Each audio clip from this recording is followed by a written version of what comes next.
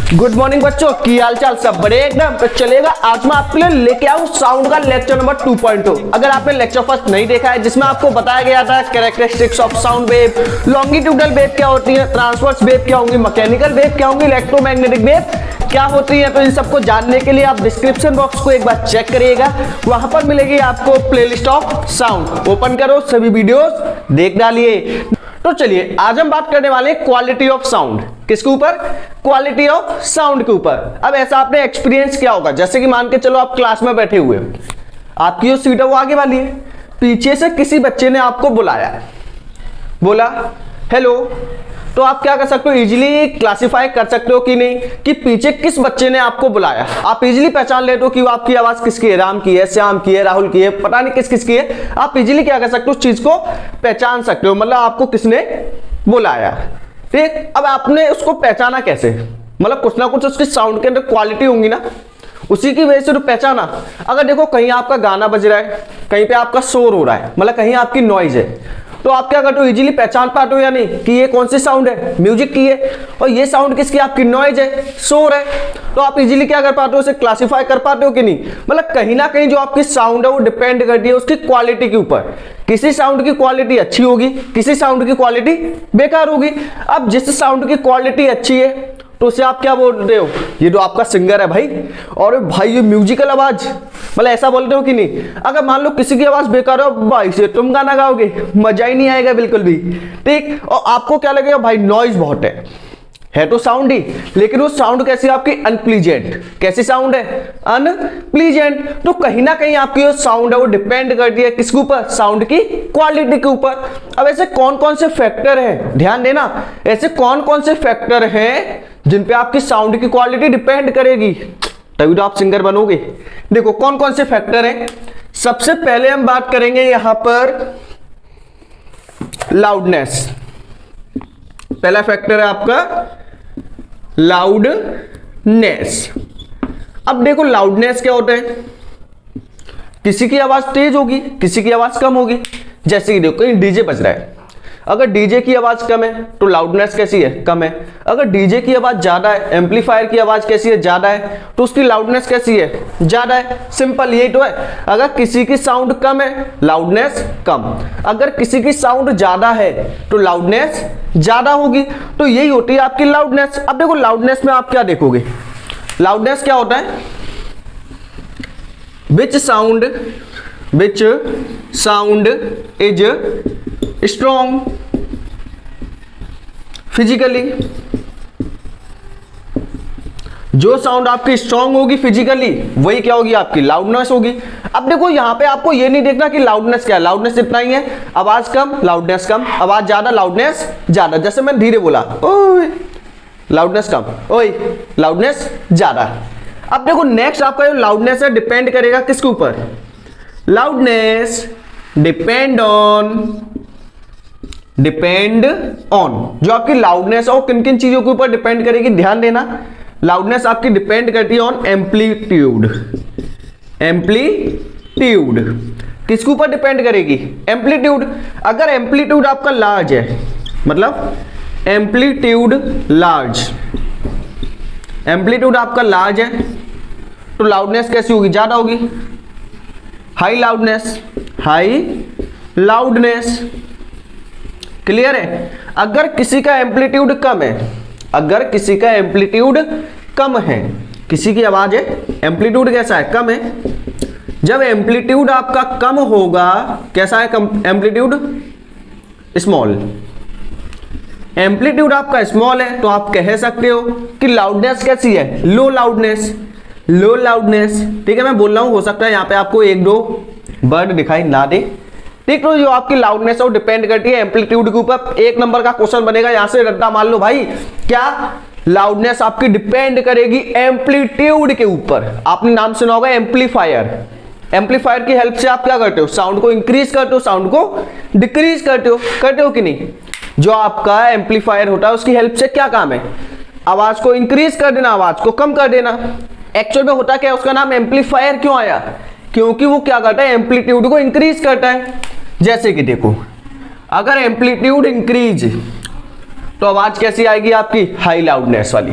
अगर एम्पलीट्यूड आपका कम है, डिंग डिंग डिंग डिंग डिंग डिंग डिंग डिंग डिंग, अब देखो इसका एम्पलीट्यूड कैसा है, कम। एम्पलीट्यूड क्या होता है, ये होता है ना, ये कैसा है, यहाँ पे लो है, और यहाँ पे ये एम्पलीट्यूड कैसा है, हाई, तो ये आपकी होगी लाउडनेस। अब यहाँ पे आवाज कैसी होगी, हाई लाउडनेस, हाई लाउडनेस। ये क्या होगा आपका, लो लाउडनेस, मतलब इसकी लाउडनेस कैसी होगी, कम होगी। अब नेक्स्ट हम देखते हैं कि इस लाउडनेस को हम किस में मेजर करेंगे, ये भी तो भाई अच्छा पॉइंट है। Loudness is measured in decibel. किस में करोगे, डेसिबल में, जिसका सिंबल होगा डीबी। तो ये तो हो गया आपका लाउडनेस। तो जल्दी से वीडियो को स्टॉप करके इसको नोट कर दीजिएगा, जल्दी करो, इतना काफी है। लाउडनेस में से ज्यादा आपका नहीं पूछा जाएगा, ऐसा तो नहीं बोल सकते, लेकिन इतना काफी आपके क्लास 9 के अकॉर्डिंग। हो गया, चलो ये है सेकंड क्वालिटी जिसका नाम है GSR। देखो उसका नाम क्या है, पिच। क्या होगा, पिच। अबे पिंच कर दिया रे। देखो पिच, अब देखो पिच क्या होगी आपकी, श्रिलनेस। ये क्या होगी आपकी, श्रिल, स्पेलिंग चेक कर लेना, shrillness of sound. Shrillness of sound is called pitch, is called pitch. अब देखो पिच क्या होती है आपकी, श्रिलनेस। अब देखो किसी के साउंड में क्या होता है, थोड़ी सी ज्यादा तीखी होगी, और किसी की साउंड कैसी होती है, हल्की सी भारी होती है। ये आपने देखा ही होगा। जैसे गर्ल्स की जो साउंड है वो कैसी होती है आपकी, हाई पिच वाली होती है, मतलब तीखे टाइप की होती है, इस टाइप की। अब इसी में आप देखो जो मैन है, ठीक है, अब मैन की साउंड कैसी होगी आपकी, थोड़ी सी भारी टाइप की होती है, मतलब उनकी पिच कैसी होती है, थोड़ी सी कम होती है। ठीक, तो पिच क्या होती है आपकी, श्रिलनेस ऑफ साउंड। साउंड के अंदर आपकी कितनी श्रिलनेस है, मतलब कितना तीखापन है, उसी को क्या बोलोगे आप, पिच बोलोगे। क्लियर है, बताओ। तो गर्ल्स की साउंड में क्या होता है, हाई पिच होती है, गर्ल्स की या फिर वुमेन की, गर्ल्स हो गया, वुमेन, ठीक है, इनकी क्या होगी आपकी, हाई पिच, हाई पिच। इस पॉइंट को लिखना, इनकी पिच हाई होती है। मैन हो गया, ठीक है, या फिर आपके बॉयज हो गए, इनका क्या होगा आपका, लो पिच, मतलब इनकी साउंड कैसी होगी, थोड़ी सी भारी टाइप की होती है। हो गया ये, नोट करिए। अब यहां पे हम देखते हैं कि जो आपकी पिच है वो डिपेंड किसके ऊपर करती है। Pitch depend upon frequency. Pitch आपकी डिपेंड करेगी किसके ऊपर, फ्रीक्वेंसी के ऊपर। हाई फ्रीक्वेंसी तो पिच आपकी ज्यादा होगी, लो फ्रीक्वेंसी पिच आपकी कम होगी। तो देखिएगा हाई फ्रीक्वेंसी पे क्या होगा, हाई फ्रीक्वेंसी, अगर फ्रीक्वेंसी आपकी ज्यादा है, अब फ्रीक्वेंसी क्या होती है आपके, 1 सेकंड में कितनी वेव बन रही है, अगर 1 सेकंड में ज्यादा वेव बन रही है तो फ्रीक्वेंसी होगी कैसी, ज्यादा। जब फ्रीक्वेंसी ज्यादा है तो उस कंडीशन पे पिच भी क्या होगी आपकी, हाई पिच। नेक्स्ट है आपका लो फ्रीक्वेंसी। अगर फ्रीक्वेंसी आपकी कम है, अगर आपकी फ्रीक्वेंसी कम है, तो फ्रीक्वेंसी कम होने का मतलब क्या है कि 1 सेकंड में वेव कैसी बनेगी, कम। जैसे कि मान लो एक ही वेव बन पाएगी, यहाँ पे कितनी बनी है, 1 2 3 4 5 6 7 8, मतलब यहाँ पे वेव आपकी कैसी बनी है, ज्यादा, यहाँ पे वेव कैसी बनी है आपकी, कम। तो ये क्या होगी आपकी लो फ्रीक्वेंसी। जब फ्रीक्वेंसी आपकी कम है तो पिच भी आपकी क्या होगी, कम, लो पिच। ठीक, तो ये तो होता है आपका पिच। पिच आपकी क्या होती है, श्रिलनेस ऑफ साउंड। नोट करिएगा इसको।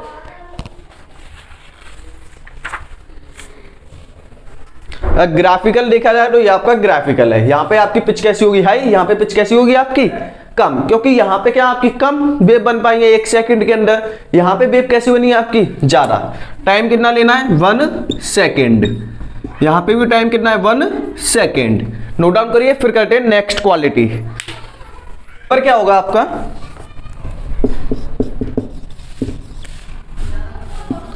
Timber is the characteristics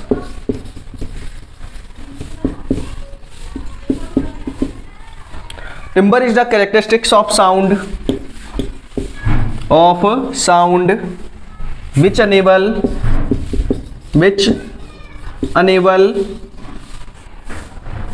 us to distinguish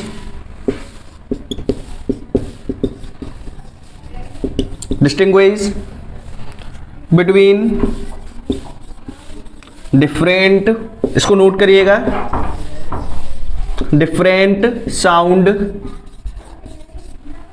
of same pitch, of same pitch and loudness, and loudness. अब देखो टिम्बर क्या होगा। टिम्बर आपकी साउंड की एक ऐसी क्वालिटी है गजब की। टिम्बर क्या है? एक ऐसी क्वालिटी जिसकी हेल्प से आप क्या कर सकते हो, साउंड को इजीली क्लासिफाई कर सकते हो। कहीं पे आपका सॉन्ग है, कहीं पे आपकी अनप्लीजेंट साउंड है, तो आप क्या कर सकते हो, इजीली क्लासिफाई कर सकते हो। जबकि दोनों की आवाज सेम है, मतलब जितनी तेज आपका गाना चल रहा है उतनी ही तेज आपका कुछ चिल्ला रहा है, तो आप क्या कर सकते हो, इजीली पहचान सकते हो कि कहां पर आपका गाना बज रहा है, मतलब कहां पे आपकी म्यूजिकल साउंड है और किस साइड आपका अनप्लीजेंट साउंड है। तो जिस क्वालिटी की हेल्प से आप ये क्लासिफाई कर पाओ कि कौन सी म्यूजिकल साउंड है, कौन सी आपकी अनप्लीजेंट साउंड है, इसी को क्या बोलोगे आप, टिम्बर। ये क्या होगा आपका टिम्बर। तो यहां पे आपको पॉइंट लिखना पड़ेगा, टिम्बर, स्पेलिंग गलत हो गई रे बाबा।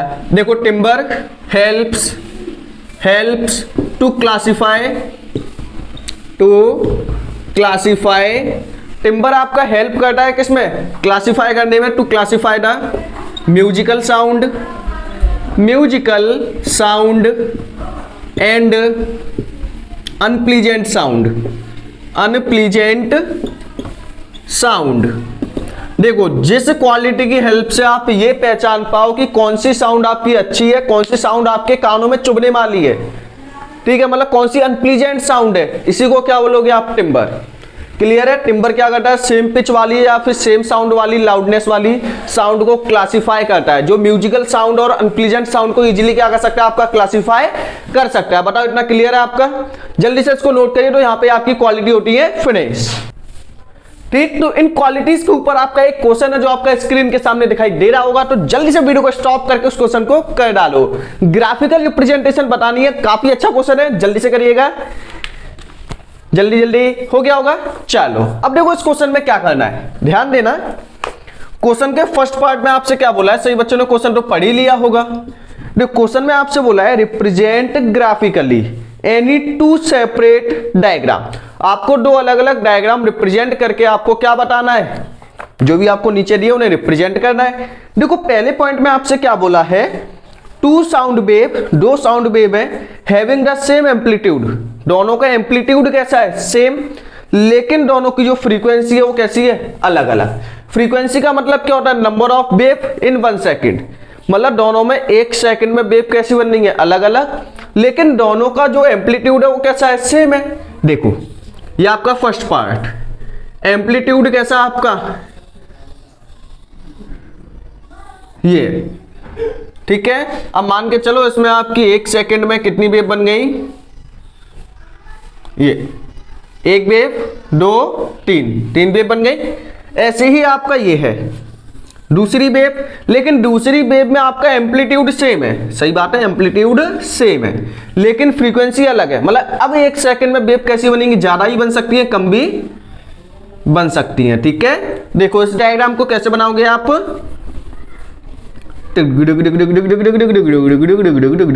देखो देखो ये भी इतना ही उठाए, थोड़ा सा कम है, ऊपर उठा लो, सेम इसको भी। ओहो मजा नहीं आया डायग्राम में, जब तक मजे ना आए ना करते रहो। देखो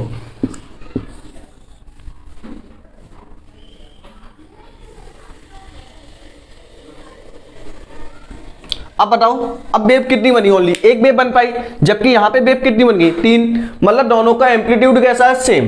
लिखना चाहो यहां पे लिख देना, इसका एम्पलीट्यूड भी ए है, इसका एम्पलीट्यूड भी ए है, मतलब दोनों का एम्पलीट्यूड कैसा है, सेम, लेकिन दोनों की फ्रीक्वेंसी कैसी है, अलग अलग। इसमें नंबर ऑफ वेव कैसी बनी है, ज्यादा, यहां पे नंबर ऑफ वेव कैसी बनी है, कम। क्लियर है? अब देखो इसका सेकंड पार्ट क्या करना है, यहां देख लीजिए।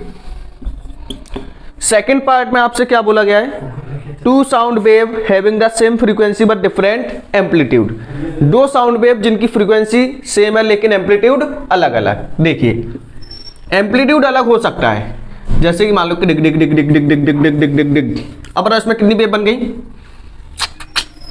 एक वेव, 2 3 4 वेव है ना, 1 2 3 4। क्लियर। अब देखो दूसरी बनानी है आपको, लेकिन एम्पलीट्यूड अलग हो जाएगा, लेकिन फ्रीक्वेंसी कैसी है, सेम। अब बताओ वेव कितनी, 3 है, 1 2 3। ओहो, एक और बना देना आगे, ठीक है। एक और क्या करना, बना देना। टोटल कितनी बननी चाहिए आपकी, 4। या फिर ऐसा करो बना के ही दिखा दो।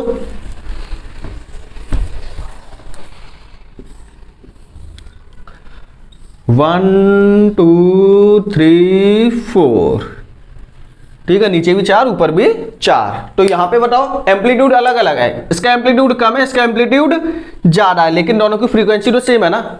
यहां पे भी आपकी 4 वेव है, यहां पे भी वेव कितनी है, 4। बताओ ये पॉइंट क्लियर है। अब देखिएगा नेक्स्ट है आपका थर्ड पॉइंट। थर्ड पॉइंट में क्या बोला है, 2 sound wave having different amplitude and also different wavelength. 2 बनाने हैं जिनका एम्पलीट्यूड भी अलग अलग है, वेवलेंथ भी अलग अलग है।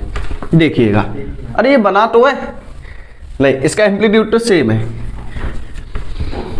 जैसे कि देखिएगा, ये है आपका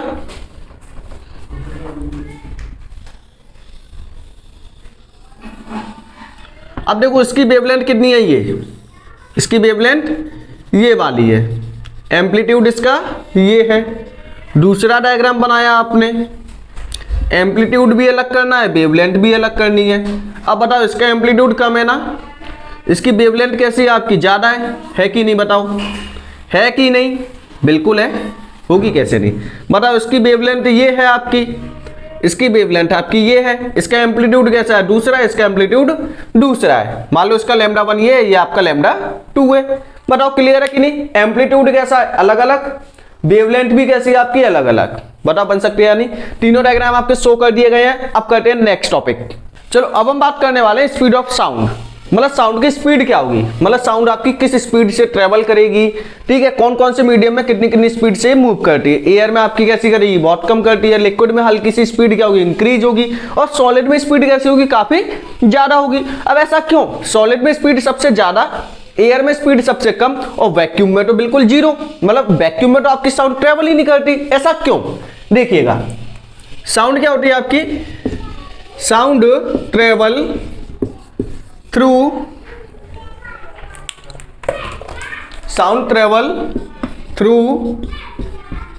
पार्टिकल्स ऑफ मीडियम।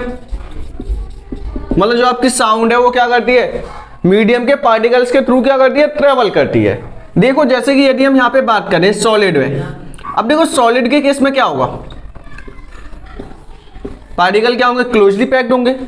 क्लियर है या नहीं। लिक्विड के केस में क्या होगा, जैसे कि पूरा बना हुआ, हल्के से क्या होंगे, आपके दूर होंगे, यही है। गैस के केस में क्या होगा,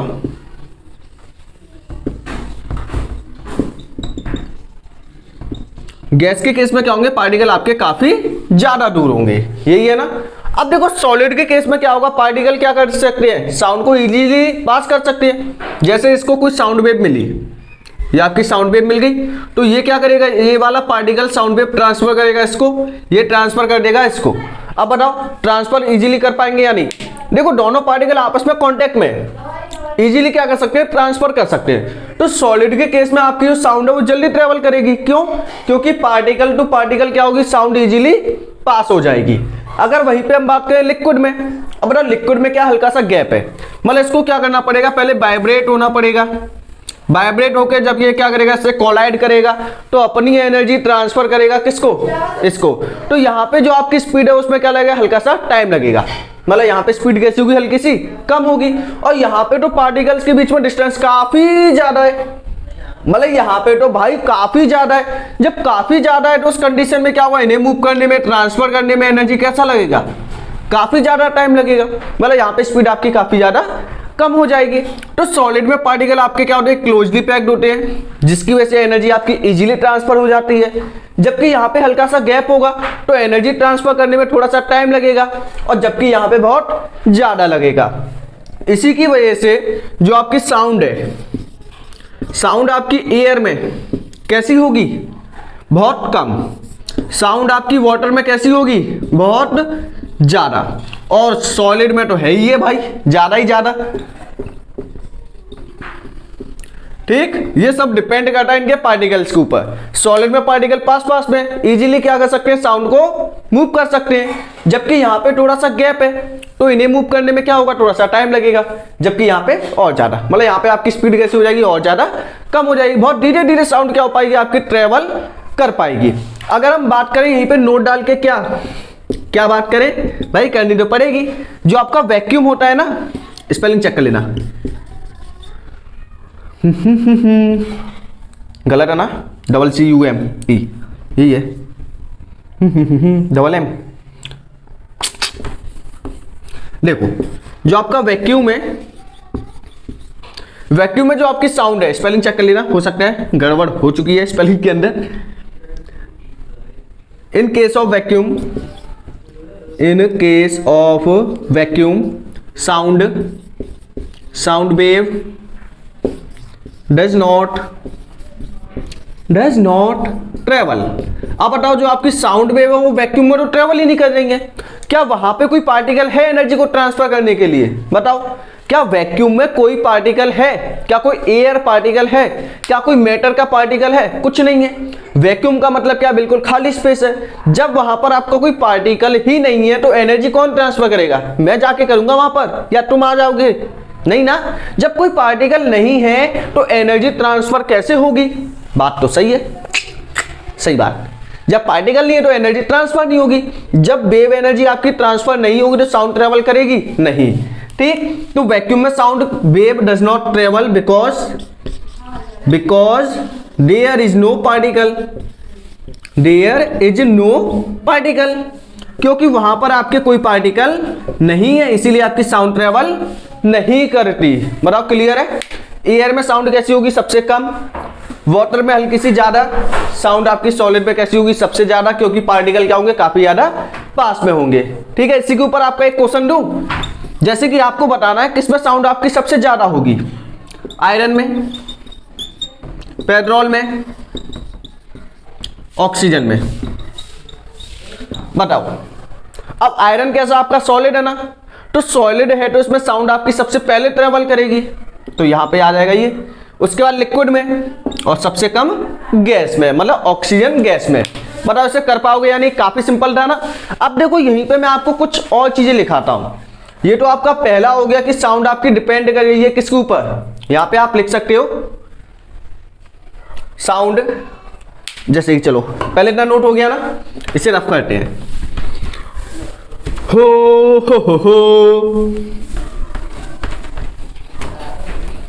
ये क्या हो रही है, सफाई हो रही है, क्या हो रही है, सफाई हो रही है रे, तो मैं न मालूम ये। अब देखो साउंड वेव मतलब speed of sound depend on, ये लिखो, speed of sound depend on, speed of sound wave depend on,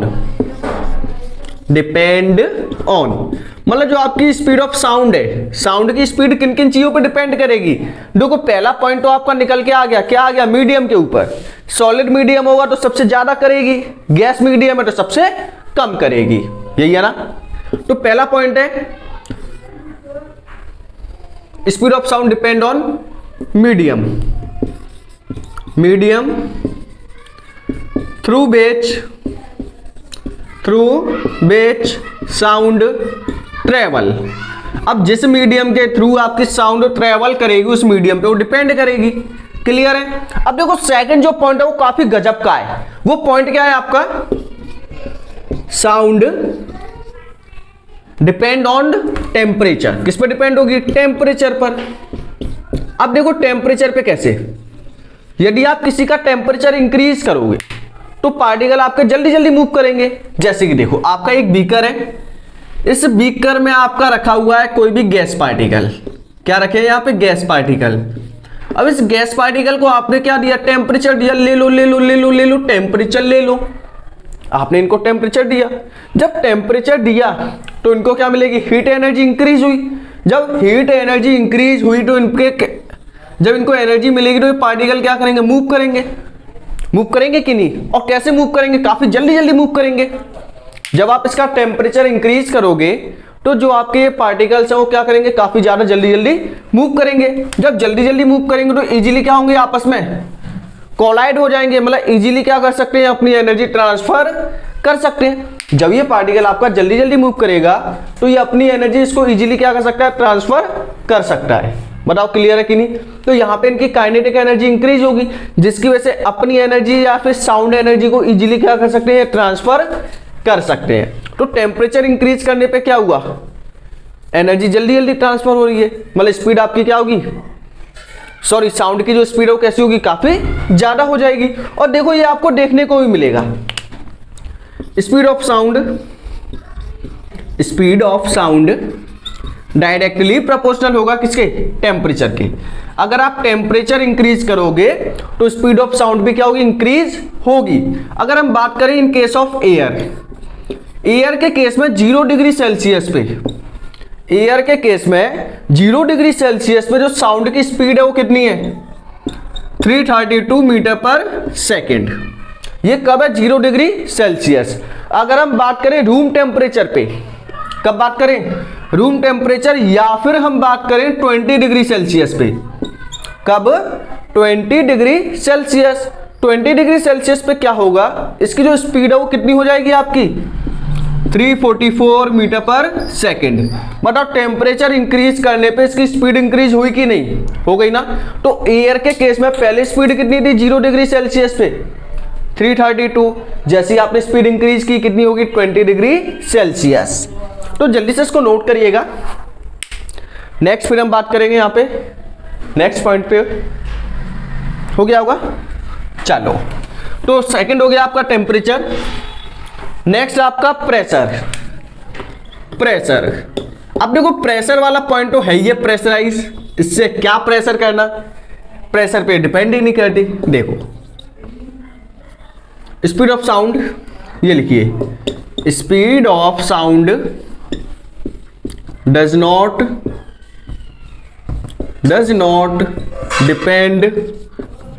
depend on pressure. ठीक है, जो आपकी स्पीड ऑफ साउंड है वो आपकी प्रेशर पे डिपेंड नहीं करती। नेक्स्ट आपकी ह्यूमिडिटी ऑफ नेचर, या फिर ह्यूमिडिटी क्या होती है आपकी, उमस, क्या होगी आपकी उमस।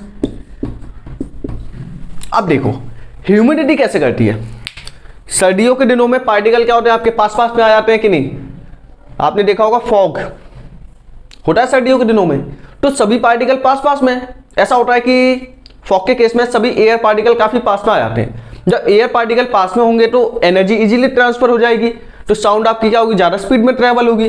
तो आपकी जो स्पीड ऑफ साउंड है, ये आपकी डिपेंड करेगी किसके ऊपर, डायरेक्टली ह्यूमिडिटी। अगर ह्यूमिडिटी ज्यादा है, मतलब उमस ज्यादा है, तो पार्टिकल ज्यादा पास में होंगे, साउंड आपकी क्या कर सकती है, इजीली ट्रेवल कर सकती है, इजीली क्या कर सकती है, वो अपनी एनर्जी ट्रांसफर कर सकती है। तो ये कुछ पॉइंट है जिनके ऊपर क्या करती है, आपकी स्पीड ऑफ साउंड डिपेंड करती है। तो जल्दी से इसको नोट डाउन करिएगा। अब देखो आज का लास्ट टॉपिक हम डिस्कस करने वाले हैं, range of hearing in humans, मतलब जो आपके ह्यूमन बींग्स हैं वो कितनी रेंज तक की साउंड को सुन सकते हैं। ये काफी इंपॉर्टेंट है, इसके ऊपर आपके क्वेश्चन पूछे जाते हैं, तो बड़े ही ध्यान से देखना। सबसे पहले हम बात करते हैं नॉर्मल पर्सन। ठीक, सबसे पहले हम बात करेंगे नॉर्मल पर्सन। अब देखो जो आपके नॉर्मल पर्सन है ना, जनरली जिनकी एज है 6 से लेके 55-60 ईयर्स के अप्रॉक्स, ठीक, तो जो आपके नॉर्मल पर्सन है वो कितनी रेंज की साउंड को सुन सकते हैं, ये डिपेंड करता है किसके ऊपर, उनके ईयर ड्रम के ऊपर, मतलब उनके जो ईयर है वो कितने ज्यादा सेंसिटिव है। मतलब जो आपकी नॉर्मल पर्सन की हियरिंग रेंज है वो किसके ऊपर डिपेंड करेगी, आपकी सेंसिटिविटी ऑफ ईयर,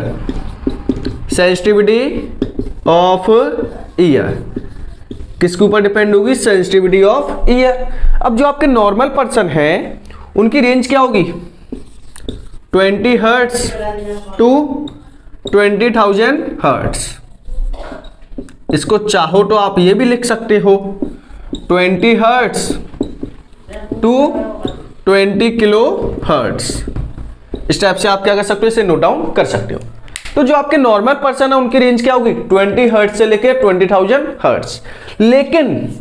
लेकिन ध्यान देना, लेकिन जो आपके चिल्ड्रन होंगे, चिल्ड्रन बिलो 5 ईयर्स, 5 साल से जो छोटे बच्चे होते हैं, ठीक है, या फिर आपके डॉग हो गए, कैट हो गए, डॉग कैट, ये एनिमल्स हो गए, ये सभी क्या कर सकते हैं आपके 20 से, तो सुनेंगे ही सुनेंगे, इनकी रेंज कितनी हो सकती है आपकी 20 हर्ट्ज से लेके 25,000 हर्ट्ज। ठीक है, अब ऐसा क्यों? आपने सुना होगा कि जो कुत्ते के कान है, सॉरी डॉग की जो ईयर है वो कैसे, वो काफी ज्यादा सेंसिटिव है। अगर आप उसके बगल से भी निकल के जाओगे तो आपकी आवाज को सुन लेगा। क्यों? क्योंकि उनके जो ईयर है वो काफी ज्यादा सेंसिटिव है। ऐसा क्यों? क्योंकि उनके जो ईयर है वो कैसे होते हैं आपकी हाई सेंसिटिव ईयर। इनके जो ईयर है वो कैसे आपके काफी ज्यादा सेंसिटिव है, इसीलिए क्या कर सकते हैं, इजीली सुन सकते हैं। इसीलिए इनकी जो रेंज है वो कितनी होगी 20 हर्ट्ज से लेके 25 किलो हर्ट्ज। बताओ क्लियर है कि नहीं है? नॉर्मली क्या होगा 20 से लेके 20,000। अगर 5 साल के बच्चों की बात करें, 5 साल से नीचे बच्चों की बात करें, डॉग हो गए, कैट हो गए, इनका कितना होगा 20 हर्ट्ज से लेकर 25,000 हर्ट्ज। क्लियर है? लेकिन जो ओल्डर पर्सन होंगे उनकी फ्रीक्वेंसी हल्की सी कम हो जाती है, मतलब 20 से लेकर 15,000 हर्ट्ज तक के अप्रॉक्स होती है। क्योंकि जो ओल्ड पर्सन है उनके जो ईयर की सेंसिटिविटी है वो कैसी हो जाती है आपकी, हल्की सी कम हो जाती है। क्लियर है? तो ये तो आपकी होगी ऑडिबल रेंज। इस रेंज को क्या बोलोगे आप? ये रेंज आपकी है ऑडिबल, जिसको आप सुन सकते हो, ऑडिबल रेंज। ऑडिबल रेंज आपसे पूछे बताओ ऑडिबल रेंज क्या है, तो ऑडिबल रेंज कितनी होगी 20 से लेकर 20,000। नॉर्मल पर्सन की लिखनी है। अगर बच्चों के केस में पूछा जाए तो आपका 20 से लेकर 25,000। बताओ क्लियर है? अगर देखो अब हम बात करें कितना इंफ्रासोनिक की, ये तो आपकी ऑडिबल रेंज हो गई। इंफ्रासोनिक क्या होंगी? इंफ्रासोनिक, अब देखो इंफ्रासोनिक साउंड वेव क्या होती है, डोज वेव हुज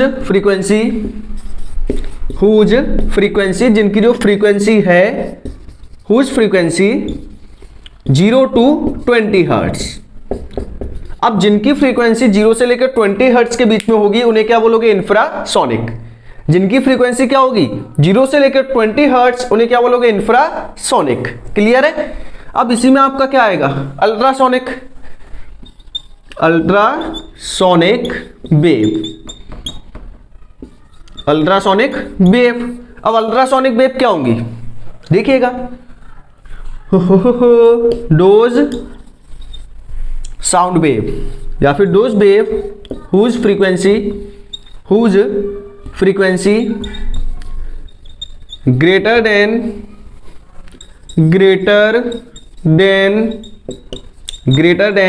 20,000।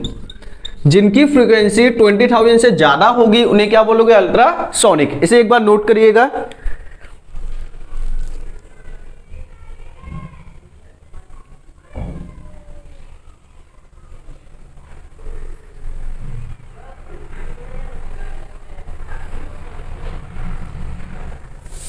करिए इसे। अगर एग्जाम्पल की बात करें तो इंफ्रासोनिक कौन कौन प्रोड्यूस करते हैं? इंफ्रासोनिक आपके प्रोड्यूस करता है earthquake, low frequency earthquake.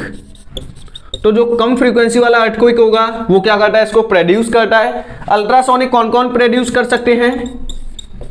Ultrasonic आपके प्रोड्यूस करते हैं कौन कौन, बैट हो गया और आपका रैट हो गया, ये सभी क्या करते हैं आपके अल्ट्रासोनिक वेव को प्रोड्यूस करते हैं। तो ये था आपका range of human ears, normal person की लिखी हुई है। इंफ्रासोनिक अल्ट्रासोनिक दोनों सामने आपके हैं, तो जल्दी से इसका स्क्रीनशॉट ले लीजिएगा, जल्दी करो। हो गया होगा? चलो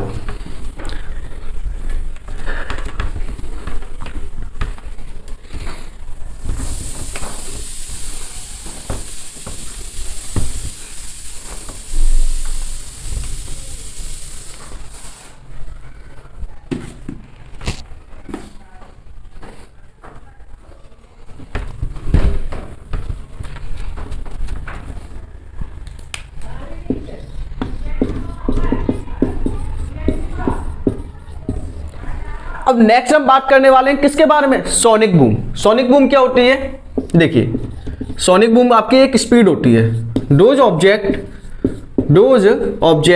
विच ट्रेवल